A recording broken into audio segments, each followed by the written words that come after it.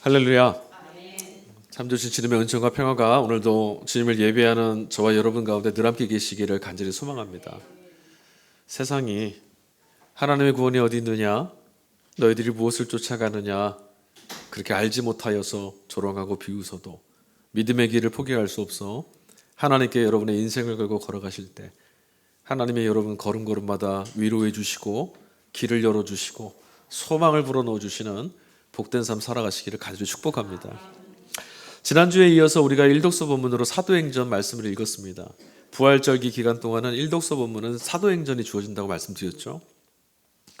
부활하신 주님을 경험했던 사도 베드로의 아주 담대한 모습이 오늘도 우리에게 들려지고 있습니다. 그는 지금 다른 곳에 있지 않습니다. 지금 그는 재판을 받고 있습니다. 도대체 무슨 잘못을 저질렀길래 재판정에 끌려와서 신문을 받고 있을까요?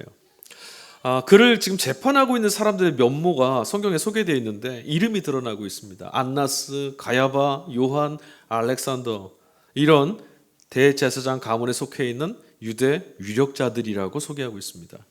여러분, 이 사람들이 누군지 아십니까? 얼마 전에 베드로의 스승인 예수님을 십자가로 내몰아 죽였던 이들, 바로 그들입니다. 그들의 서슬퍼런 권위 때문에 그 권세가 두려워서 베드로는 3번이나 주님을 부인하고 배신하는 형편에 떨어졌죠. 무서운 사람들입니다. 그런데 지금 이들 앞에 베드로가 또다시 섰습니다. 이번에는 멀찌감치 예수님을 신문하는 그들 곁에서 저 멀찌감치 바라보는 게 아니라 베드로 자신이 그 법정에 세워져서 신문당하고 있습니다. 그런데 주눅들만 한데도 지금 그의 입에서 외쳐지는 말씀은 담대하기 그지없습니다. 12절 말씀입니다. 이 예수밖에는 다른 아무에게도 구원이 없습니다. 사람들에게 주신 이름 가운데 우리가 의지하여 구원받을 만한 이름은 하늘 아래에 이 이름밖에는 다른 이름이 없습니다. 베드로 사도의 아주 놀라운 고백이 터져나오고 있죠. 베드로는 여러분 이전에도 예수님을 따랐던 제자입니다. 그것도 그냥 따른 것이 아니라 수제자였죠. 하지만 죽은 사람을 살려내시고 병자들을 고쳐주시고 귀신을 내어쫓고 오병이어 같은 놀라운 기적을 바라보면서 베드로는 주님을 따르고 있으면서도 여전히 그분이 누구신지 잘 몰랐습니다. 그냥 놀라운 모습, 기적들, 이해할 수 없고 아무나 할 수 없는 마법 같은 이야기들, 거기에 시선을 뺏겼을 뿐 정작 자신 앞에 서 계신, 자신이 뒤따르고 있는 그분이 누구이신지를 알지 못했습니다. 그분 안에 세상보다 큰 하나님 나라가 고스란히 담겨 있다는 사실을 베드로는 몰랐습니다. 그러다 보니까 세상보다 크신 그분과 함께하고 있으면서도 세상의 호령, 세상의 위압, 세상의 억압 앞에 두려워서 실족했던 겁니다. 만약에 자신이 따르고 있는 자기와 함께하는 주님이 그들보다 크신 분임을 알았으면 베드로가 실족했겠습니까? 하지만 지금은 상황이 완전히 달라졌습니다. 더 이상 이전의 베드로가 아닙니다. 그렇다고 해서 여러분, 베드로가 뭔가 더 훌륭한 사람이 되고 뭔가 더 놀라운 능력을 얻어서 이전과 달라졌다, 그런 건 아니죠. 오늘 말씀을 보면 베드로는 이전과 달라진 건 딱 하나밖에 없습니다. 무엇입니까? 부활하신 그리스도를 만났다. 하나님이 어떻게 구원하시는 분인지를 예수님 안에서 보았다라는 거죠. 그것밖에 없습니다. 부활을 경험한 이후로 이제 그는 예수님이 어떤 분인지를 분명히 알게 됐습니다. 내가 믿고 따랐던 그분이 누구이신지 알게 됐어요. 나와 똑같이 밥 먹고 나와 똑같이 피곤하면 졸고 나와 똑같이 염려하고 근심하는 분인 줄 알았는데 그분 안에 하나님 나라가 담겨 있더라. 베드로는 이제 그걸 봤어요. 그래서 지금 그의 말은 힘이 있습니다. 지금 그는 대제사장들을 대하고 있는 그의 태도는 당당하게 이를 데가 없습니다. 조금 더 쭈뼛거리지 않고 조금 더 주저하지 않습니다. 여러분, 이 모든 것은 주님이 어떤 분이신지를 깨달았던 그 하나의 사실로부터 시작한다는 것을 여러분 아셔야 됩니다. 여기에 능력이 있거든요. 이제야 베드로가 주님을 참 잘 어떤 분인지 알게 됐구나라고 하는 이 말씀을 읽다 보니까 문득 이런 의문이 좀 들었어요. 만일 여러분에게 어떤 사람이 이런 질문을 하는 거예요. 여러분이 사랑하시고 여러분이 너무나 애착을 갖는 어떤 사람에 대해서 이야기를 좀 해주십시오. 그 사람에 대한 이야기를 좀 저에게 해주십시오. 이런 부탁을 받는다면 여러분은 어떻게 하시겠어요? 그 또는 그녀에 대해서 여러분 얼마나 많이 이야기해 주실 수가 있겠습니까? 여러분들은 분명히 저에 대해서 누군가에게 소개하는 것보다는 여러분의 가족들, 여러분이 사랑하시는 분들, 여러분과 함께하는 누군가에 대한 이야기를 훨씬 더 상세하고 자세하게 말씀해 주실 수 있겠죠. 여러분들이 아는 저는 주일에 교회 와서 마주 대하는 여기뿐입니다. 제가 무슨 생각을 하고 있고 홀로 있을 때는 뭘 하고 있으며 어떤 걸 좋아하고 이런지 여러분 잘 모르세요. 여러분 사랑에 빠진 연인들이라면 어떨까요? 아마도 상대에 대해서 소개를 좀 해줄 수 있겠습니까? 하면 밤이 새도 부족할지도 모릅니다. 얼마나 좋은지 아십니까? 하면서 입에 침이 마르게 이야기를 계속하겠죠. 할 말이 없다면 사랑하지 않는 겁니다. 그렇다면 여러분 이제 질문을 좀 던져볼게요. 또 다른 질문입니다. 이번에도 어떤 사람이 여러분에게 묻습니다. 당신이 믿고 있는 예수님에 관해서 얘기를 좀 해주십시오. 당신이 믿고 있는 하나님에 관해서 말씀을 좀 해주십시오. 이런 부탁을 받으면 여러분은 어떠시겠어요? 야, 내가 이런 날이 오기만 기다렸다. 어디 한번 우리 밤새도록 이야기를 좀 해봅시다. 이렇게 말씀하시겠습니까? 아니면 몇 마디 대화를 나눈 다음에 곧장 미천이 드러나고 마는 그런 형편이 될까요? 여러분 우리는 주님을 얼마나 알고 있을까요? 하나님에 대해서, 하나님 나라에 대해서, 진리의 말씀에 대해서, 생명에 대해서, 부활에 대해서 얼마나 많이 알고 있을까요? 제가 여러분께 이런 질문을 괜시리 드리는 게 아닙니다. 왜냐하면 오늘 복음서 이야기 안에 이 물음 앞에 선뜻 베드로처럼 당당히 말하지 못하는 우리 마음을 아주 철렁이게 할 만큼 대단히 위험천만한 주님의 말씀이 소개되고 있어서 그렇습니다. 복음서 10장 14절입니다. 나는 착한 목자다. 나는 내 양들을 알고 있고 내 양들도 나를 안다. 예수님을 아는지 모르는지가 우리가 과연 예수님과 어떤 관계에 있는지, 다시 말하면 우리가 예수님의 양인지 아닌지를 가르는 기준이라고 누가 말씀하셨냐면 주님이 말씀하셨습니다. 나는 내 양이다 아니다를 이것 하나만 갖고 판정하겠다. 나를 잘 아느냐? 여러분 여기서 주님이 말씀하신 알다, 안다라는 뜻으로 사용된 헬라어 단어는 기노스코라고 하는 단어예요. 이 단어가 히브리어의 야다라고 하는 단어를 헬라어로 번역한 겁니다. 이 안다라는 뜻의 이 단어 뜻이 뭐냐면 정보로서의 알을 이야기하는 게 아니에요. 동력교회 목사님은 고명호 목사님이십니다. 우리 교회 목사님이시고요. 어떠시고요. 예배 때는 어떻게 하시고요. 이런 정보가 아니에요. 연예인 내가 누구를 아는데 어떤 드라마를 찍고 있고 내가 어떤 선수에 대해서 잘 알고 있는데 지금 굉장히 잘하고 있고 어떻게 하고 있고 이런 알미 아닙니다. 여기서 말하고 있는 알은 어떤 의미냐면 내가 당신을 알고 있습니다. 그렇듯 당신도 나를 또한 알고 있습니다. 눈빛만으로도 다른 말이 필요 없을 내가 당신이 무슨 생각을 하고 있는지 당신과 내가 어떤 사이인지 누구도 갈라놓을 수 없는 우린 그런 관계입니다. 이런 뜻이거든요. 그런 사이, 그런 관계라는 뜻. 여러분 그러면 한번 우리 돌아봅시다. 혹시 그동안 우리가 주님이 우리를 어떻게 보고 계시는지 네가 나를 참 잘 아는구나. 아니면 내 뜻은 그게 아니었는데 네가 좀 잘 모르는 것 같아. 이런 말씀과 무관하게 그냥 우리 좋을 대로 예수님에 관해서 잘 알고 있다고 혹은 누군가에게 나는 예수님과 잘 아는 사이라고 착각하고 있던 건 아니었을까요? 자, 오늘 재판 중에 있었던 베드로의 변론을 조금 더 꼼꼼히 살펴봐야 될 것 같아요. 먼저 지금 피의자로 불려왔던 그에게 던져진 신문 내용, 물음은 이것이었습니다. 네가 무슨 권세로 누구의 이름으로 이런 일들을 하느냐? 이거였죠. 이들의 모습, 이 질문을 한번 가만히 들여다보십시오. 네가 무슨 권세로 누구의 이름으로? 질문이 좀 이상하지 않습니까?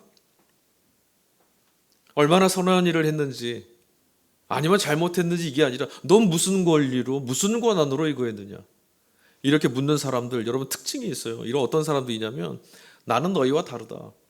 자신을 특권을 드러내고 자신이 더 높은 지위에 있다는 걸 드러내기 좋아하는 사람들의 질문이에요. 넌 무슨 권리가 있어? 나는 이런 권리가 있는데 네가 그것도 없으면서 왜 그런 일을 했어? 조롱하려고 하는 거죠. 상대를 윽박지르고 폭력적인 사람들이 아주 전형적인 특징입니다. 이런 사람들은요 사람을 있는 그대로 볼 줄 아는 눈이 없어요. 뿐만 아닙니다. 이런 사람들은 있는 그대로의 자기 자신을 용납할 용기도 없습니다. 불안해합니다. 있는 그대로 내가 하나님께 용납받고 있던 걸 용납을 못해요. 그래서 뭔가 자꾸 부산합니다. 이걸 좀 가려야 될 것 같고 이걸 좀 채워야 될 것 같고. 그래 때로는요, 남의 것을 뺏어서라도 좀 가리고 싶고 뭘 더 많이 가져서 이걸 좀 채우고 싶고 감싸고 싶고 더 씌우고 싶고 이렇게 해서 저렇게 해서. 그런데 오늘 베드로가 했던 응답을 한번 잘 들어보십시오. 베드로는 지금 자신을 더 씌우거나 나는 이런 권리가 있습니다, 나는 이런 권한이 있습니다, 자신을 드러내지 않고 있습니다. 베드로는 자기 자신의 안에 아무것도 없다는 걸 잘 알아요. 그래서 베드로는 말합니다. 나를 덮고 있는 참된 권위는 다른 데 있습니다. 10절 후반절입니다. 여러분이 십자가에 못 박아 죽였으나 하나님이 죽은 사람들 가운데 살리신 나사렛 예수 그리스도의 이름을 힘입어서 된 겁니다. 내가 한 거 아닙니다. 무슨 말씀입니까? 난 그런 거 없습니다. 아픔, 절망, 귀신의 힘, 죽음조차도 굴복시키는 권위의 정체가 어디 있다라는 거죠? 예수 그리스도 그분의 이름 안에 있다라고 좀 말하는 거예요. 어떤 상황에서라도 어떤 일이라도 이 이름을 힘입으면 구원받을 수 있는 하나님 능력이 그 안에 있으니까 자신이 아닌 그 능력이 구원해낸 겁니다라고 말한 베드로의 진술은 참입니다. 옳습니다. 자기가 한 게 아닙니다. 너희가 잡아 죽인 그리스도께서.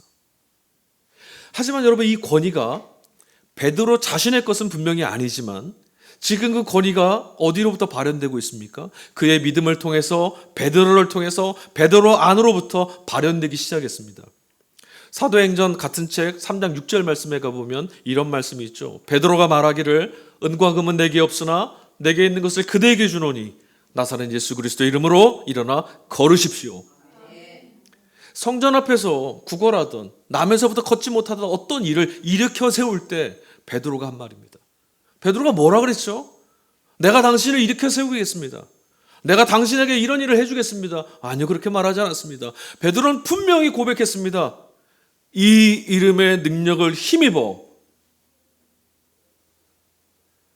정말 놀랍죠? 베드로는 참 정직합니다. 이게 여러분 쉽지 않아요.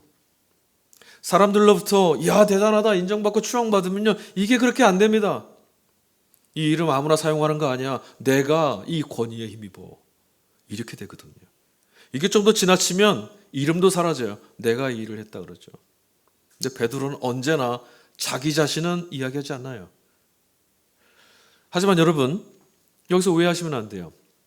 그렇다고 해서 예수 그리스도의 이름을 무슨 주술처럼 생각하시는 건 정말 곤란합니다.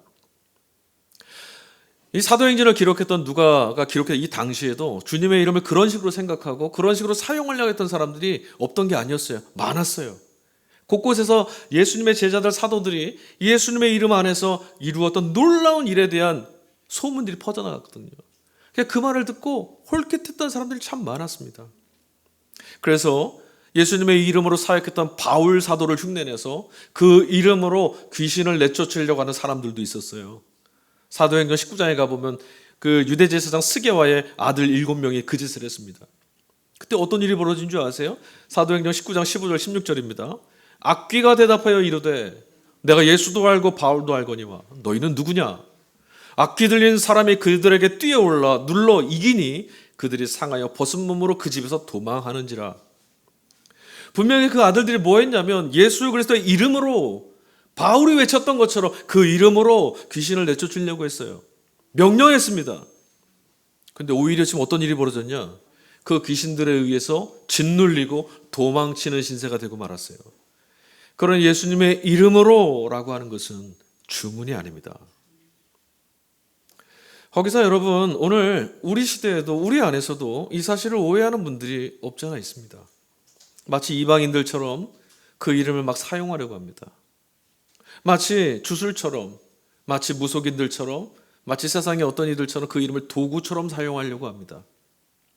여러분, 이름이라는 것은 단순한 호칭이 아니에요. 한번 가만히 생각해 보세요. 이름이라는 것이 무엇을 담고 있는지. 이름은 인격을 대변하는 것처럼 훨씬 더 깊은 의미를 그 안에 담고 있어요.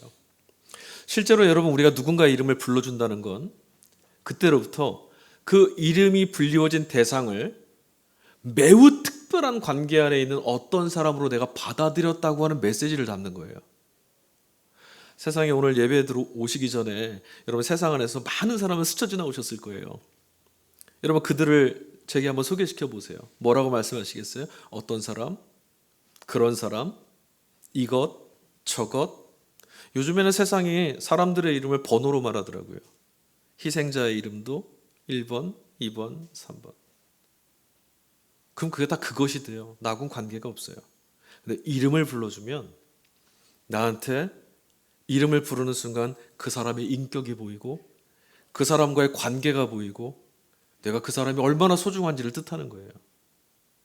베드로에게 있어서 그 이름, 예수 그리스도의 이름은 그런 거였어요. 베드로는 무엇을 얻거나 무엇을 이루어내거나 무엇을 해내야겠다는 식으로 예수님의 이름을 그렇게 생각해 본 적이 없어요. 그렇게 사용하려고 했던 적이 없어요. 그 이름은 베드로 자신에게는 세상에 하나뿐인 이름이었어요. 당시 유대 땅에 예수라고 하는 이름으로 갖고 있는 사람이 한둘이 아니었습니다.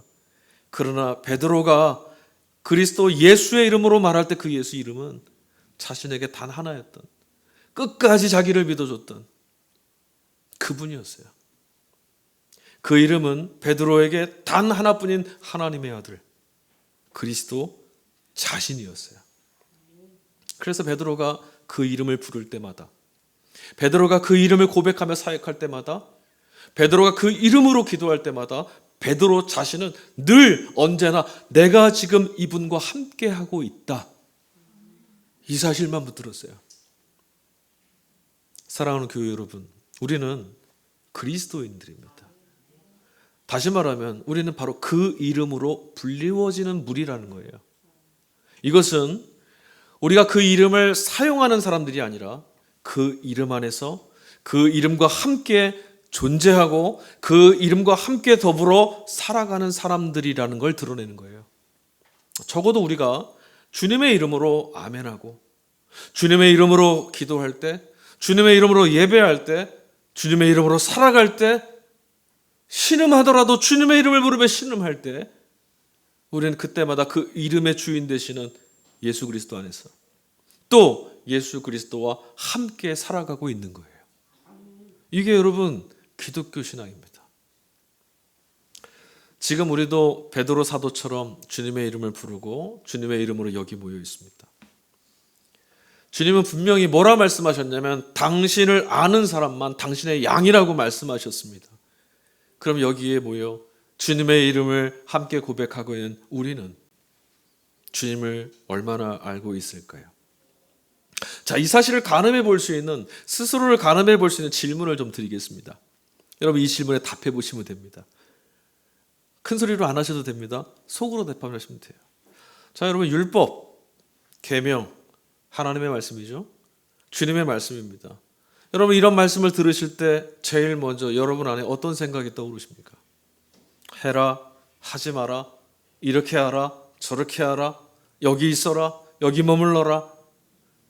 어떤 마음이 드시나요? 말씀을 들을 때 영혼의 양식이 주어졌구나. 내 가람이 지금 이제 씻겨져 나가는구나. 하나님이 내게 채우시는구나. 하늘로부터 내게 복된 말씀이 내려오고 있구나. 이렇게 생각하십니까? 아니면 무거운 짐처럼 여겨진 적은 없으셨습니까? 우리가 오해하는 게 있어요. 너무나 쉽게 오해하는 건데, 법이라고 하면, 계명이라고 하면 우리 안에 어떤 생각이 먼저 작동을 하기 시작하자면 지켜내야만 한다라고 하는 부담이 먼저 작동해요. 그렇지 않습니까? 법, 계명, 율법, 명령 이런 말씀 들으면. 근데 여러분, 애당초에 법이 왜 존재하는지 아세요? 법은 법의 울타리 안에 있는 이들을 지켜내려고 존재하는 거예요. 법과 시스템은 그 울타리 안에 있는 이들을 그 밖에 있는 이들로부터, 그 밖에 있는 세력들로부터 지켜주고 보호하고 살려내려고 존재하는 거라고요. 하나님께서 우리에게 법을 주신 이유도 여기 동일합니다. 하나님이 우리에게 말씀하신 이유도 동일합니다. 하나님이 저와 여러분에게 명령을 주신 이유도 동일합니다. 죽음의 법에 짓눌려 살지 말고 하나님 법에 의해서 생명 누리며 살아가라고, 구원해 내시려고, 하나님 백성으로 한번 살아보라고, 마음껏 한번 살아보라고 울타리를 만들어 주신 거예요. 그 법이 없으면 우린 보호를 못 받아요.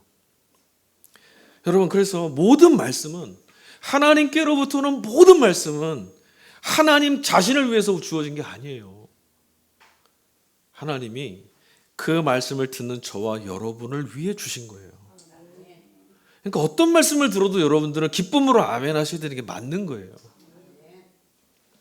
우리가 주님의 양이라면 주님의 법 안에 있을 때 생명이 안전하구나, 내 생명이 충만하게 하나님이 지켜주시는구나, 구원을 경험하고 맛볼 수 있어야 됩니다. 주님의 법이 내 인생과 삶의 기쁨과 평안의 이유가 될 수 있어야 됩니다. 지금 아무것도 없는 삶이고 절망하는 삶이지만 주님의 말씀이 내게 들려워졌을 때 살아갈 수 있는 능력이 되고 살아갈 이유가 되고 내 삶을 이끌어가는 것들을 경험하실 수 있어야 돼요. 여러분, 그런 이들이 있었어요. 시편 말씀을 한번 읽어보세요. 시편 기자들 늘 그렇게 얘기하고 있어요. 절망 가운데 내몰려 있으나 주의 법이 내게 있으므로, 주의 말씀이 내 앞에 있으므로 내가 주님의 말씀을 새벽까지 읊조리면서 이렇게 고백하고 있단 말이죠. 그런데 여러분, 반대로 만일 우리가 주님의 양이 아니라면 계명은 언제나 우리 삶을 구속하고 우리 삶을 억누르고 우리 삶을 아주 짓누르는 무거운 짐처럼 그렇게 여겨질 겁니다. 그러므로 만일 여러분 말씀을 들으면서도 평화를 경험할 수 없다면, 말씀을 들으면서도 전능하신 하나님이 내 모든 삶의 무게와 짐을 덜어내 주시는구나, 하나님이 내 인생을 구원해 주시는구나, 이런 안정감을 경험할 수 없다면 이건 뭔가 틀림없이 문제가 있는 거예요. 들린 말씀이 주님의 말씀이 아니거나 아니면 우리가 주님의 양이 아니거나 둘 중에 하나일 테니까요. 대단히 큰 문제죠. 주님의 법을 지킨다라는 것, 주님의 말씀을 지킨다라는 것, 주님의 말씀을 듣는다라는 것은요, 여러분 언제나 주님의 나의 목자이신지 또 나는 그분의 양인지라고 하는 이 관계성 안에서만 유효해요. 양이 아닌 자들에게 주님의 말씀은 아무것도 아닙니다. 울타리 밖에 있는 이들에게는 허무맹랑한 이야기고 아무 의미가 없는 말씀입니다. 그러나 이 울타리 안에 주님의 백성으로 살아가는 저와 여러분에게는 하늘로부터 내려오는 생명의 말씀 아니겠어요? 생명의 떡이라고 하신 것들을 경험하는 우리 아니겠어요? 그래서 그 사랑의 관계 안에서만 주님의 말씀은 언제나 우리에게 진리의 말씀이고 생명의 말씀이고 이 관계가 유효해지는 거예요. 관계 안에 있을 때. 양에게 목자의 말씀은 꿀송입니다. 그런데 만약에 이 말씀이 쓰다면, 이 말씀이 뱉어내고 싶다면, 왜 이런 것만 주냐고 하신다라면 목자에게 문제가 있는 게 아니에요, 여러분. 자, 그렇다면 이제 우리 이런 질문을 좀 해봐야죠. 주님과의 관계성 안에 있을 때만 이 말씀이 유효하다고 그랬는데, 그럼 주님과의 관계성 안에 있는 이들에게 하나님의 법을 지키고 주님의 말씀을 듣고 계명을 듣고 이런 것들은 구체적으로 무엇을 어떻게 하는 걸 말하는 걸까요? 여러분, 어떻게 하는 게 말씀을 듣는 거고 어떻게 하는 것이 주님의 법을 지키는 거죠? 여러분들은 어떻게 하는 것이 주님의 말씀 듣는 거라고 생각하십니까? 오늘 이독서 말씀, 사도 요한이 썼던 이 요한의 서신서 말씀 안에 두 가지 사실을 사도 요한이 언급하고 있어요. 요한일서 3장 23절입니다. 하나님의 계명은 이것이니, 들으세요, 곧 그 아들 예수 그리스도의 이름을 믿고 그리스도께서 우리에게 명하신 대로 서로 사랑하라는 것입니다. 끝입니다. 하나님의 계명, 내가 주님의 말씀을 듣습니다, 내가 주님의 법을 따르고 살고 있습니다, 이 계명을 따르며 사는 사람입니다 라면 이 두 가지, 이것만 드러나면 됩니다. 그리스도 예수, 그분의 아들의 이름을 믿고 그리스도께서 우리에게 명령하신 대로 서로 사랑하는 것. 자, 두 가지였죠. 첫 번째가 뭐였죠? 예수 그리스도의 이름을 믿는 것. 자, 여러분, 예수님의 이름을 믿는 것이 쉽습니까? 어렵습니까? 세상 가운데서 우리가 예수님의 이름을 믿는다는 것은 결코 쉬운 일이 아닙니다. 세상 안에서. 예수님을 믿는다는 것은 우리가 단순히 교회 출석하고 주의를 지킨다는 것, 이런 것도 아닙니다. 또는 그런 식으로 내가 예수님 믿기를 소망합니다, 바랍니다, 희망을 말하는 것도 아닙니다. 십자가와 부활을 통해서 보여주셨던 그분의 운명에 나 자신의 주어진 인생을 거기다 일치시키고 동일시 여기는 것, 이게 예수님 믿는 겁니다. 내가 십자가 고난을 걷고 있는 것 같을 때 예수님이 십자가 고난을 걷고 있어서 이게 예수님과 나의 동일한 운명의 걸음이야? 나한테 왜 하나님이? 이게 아니죠. 그분이 망하면 죄송합니다, 우리도 망하는 겁니다. 그분이 사셨다면 우리도 사는 겁니다.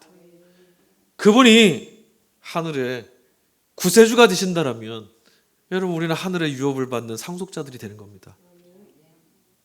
다시 기억하세요. 그분이 망하면 우리도 망하고 그분이 안 망하면 우리도 안 망하는 거예요. 절대로. 이건 여러분, 하나님이 선물로 주시는 구원에 참여하고 또한 그런 삶을 선물로 받은 인생과 삶을 살아내겠다라고 하는 아주 적극적인 태도, 이게 예수님의 이름을 믿는 거예요. 어떤 삶에 처해 있더라도 하나님이 내게 선물로 주시는 삶이다, 이거 받아들이는 것, 이게 예수님 믿는 거라고요. 예수님은 자신에게 주어진 모든 삶을 하나님 아버지께서 당신에게 주신 삶으로 받아들이셨어요. 그래서 가신 끝이 어디죠? 십자가. 그것도 하나님이 내게 허락하신 길로 삼키고 하셨잖아요. 선물이라는 사실이 중요해요, 여러분. 우리가 만들어내는 것이 아니라, 값을 치르는 것이 아니라 은혜로 받는 것, 하나님이 주신 것. 하늘의 선물을 받게 되면 어떻게 되는 줄 아세요? 우리 영혼이 숨을 쉽니다. 하늘의 선물, 하나님이 주신 선물을 선물로 받게 되면요, 인생과 삶이 생기가 돌아요. 못 살겠다가 아니에요. 아, 살만하다. 망했다가 아니에요. 하나님이 구원하신다. 그래서 성경은 그래서 뭐라고 말하냐면 오직 예수님이 생명이시다라고 증언하는 거예요. 예수님 이름을 믿을 때 하늘의 은혜가 우리에게 선물로 주어지는 것이고, 그럼 뭐라고요? 영혼이 호흡하고 삶의 생기가 돌고 살아나는 거잖아요. 그래서 예수 이름이 생명이라고 하는 거예요. 여러분, 그냥 예수 생명, 예수 생명 그냥 말씀하시면 안 돼요. 여러분의 지금 살아가는 삶이 하루하루가 생기가 돌기 시작해야 되는 거예요. 다시 한번 말씀드릴게요.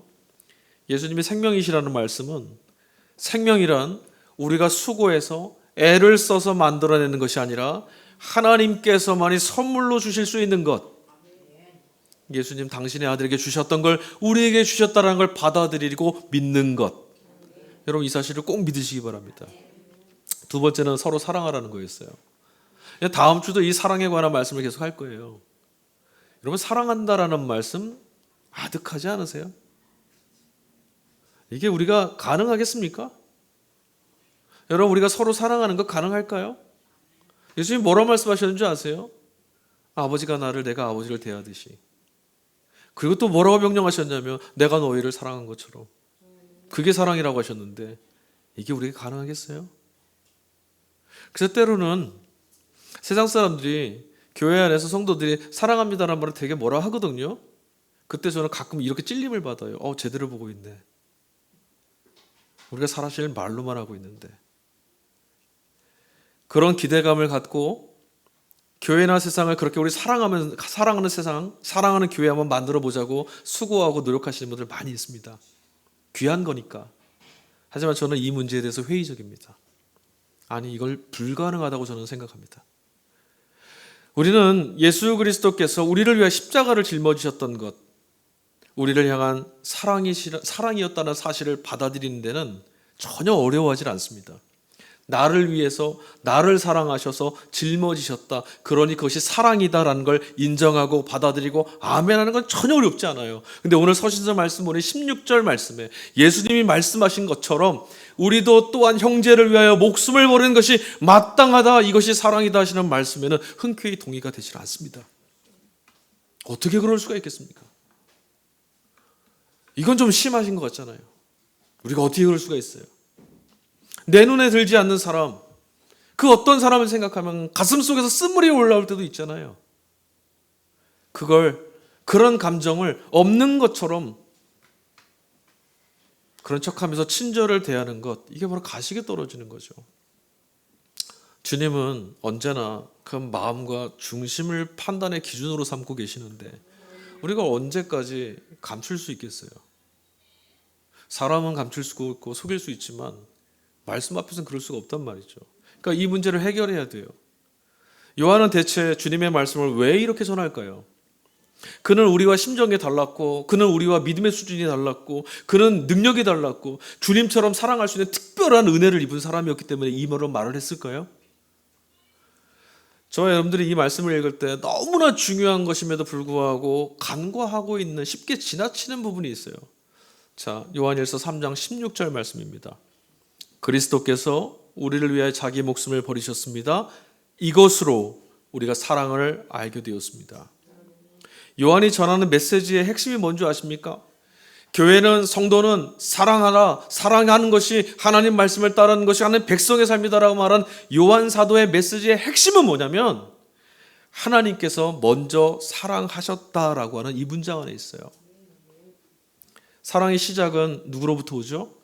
하나님께로부터 비롯한 거예요. 이 한 말씀이 우리로 하여금 사랑이 이런 거구나, 또 이 한 말씀이 우리로 하여금 사랑에 응답할 수 있도록 불러주시고 사랑으로 응답할 수 있도록 이끌어 주시는 거예요. 여러분, 하나님께서 먼저 우리를 사랑하셨대요. 이 말씀에 가슴이 벅차오르세요? 이 말씀이 목적까지 막 차올라서 도저히 감당할 수가 없겠습니다. 하나님이 왜 우리를 사랑하십니까? 왜 납득할 수 없는 이 사랑을 제가 어떻게 받습니까? 여기 차오른 분들이라면 요한 사도의 말이 거북스럽지 않으실 거예요.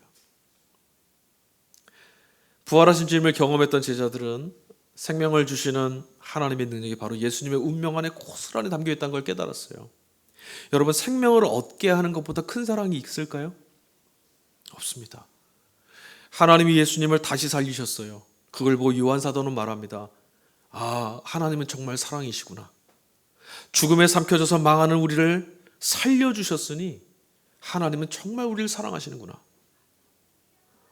결코 사랑할 수 없는 무능하고 이기적인 민낯이 드러나는 이 부끄러움에도 불구하고 오늘 우리는 다른 방식이 아닌 생명을 주시기 위해 목숨을 내어주신 예수 그리스도를 믿는 방식으로 하나님의 사랑을 경험했고 하나님 사랑에 응답할 수 있는 용기를 얻게 되는 거예요. 여전히 서로 사랑하라는 하나님의 명령, 하나님의 말씀, 그 앞에 우리는 서 있습니다. 여러분, 이 사실을 잊지 마십시오. 우리는 사랑할 수 없습니다. 그러나 우리를 위하여 목숨 버리신 예수 그리스도를 믿는 믿음 안에서 당신의 아들을 내어주시는 그 선택 안에서 우리를 향한 불꽃 같은 사랑, 변하지 않는 사랑, 다함이 없는 사랑을 입증하신 하나님 사랑, 그 하나님을 믿는 믿음 안에서 마침내 우리는 참된 사랑의 걸음을 걸어가게 될 겁니다. 사람으로는 할 수 없는 일을 하나님은 하실 수 있습니다.